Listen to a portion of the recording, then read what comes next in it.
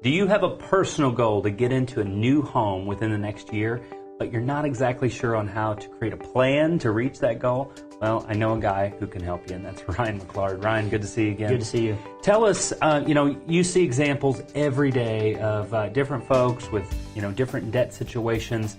Give us an example of maybe one that might be a good example for those watching on how to create a plan.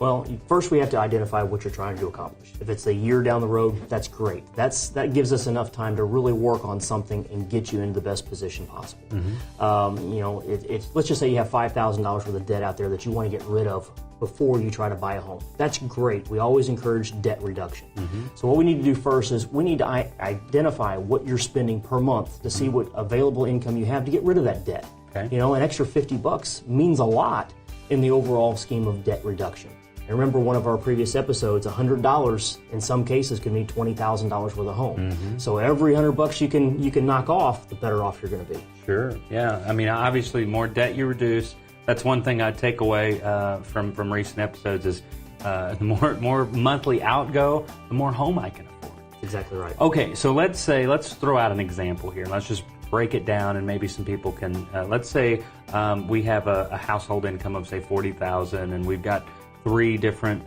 main debts, really. We don't have a lot of debts, but we've got 3. I've heard different saving techniques on how to reduce. What would you say? How do I get started and getting rid of those credit cards? There's a very popular one out there. You start with the smallest one, you hammer that one, then you go to the next one. That's a really, really good one. I highly advise that. But you also have to consider that what your ultimate goal is, putting some money back to be able to buy that home. Mm-hmm. So maybe not taking all of it and knocking it down, but putting a little bit into a savings account or something of that nature to start that so you can see it grow as well. Very good. Bottom line is, no matter what your situation, every goal begins with a plan. And, that's what Ryan and his great team here helps you to do. Is really help advise you on and building that plan so that you can meet and reach your goals.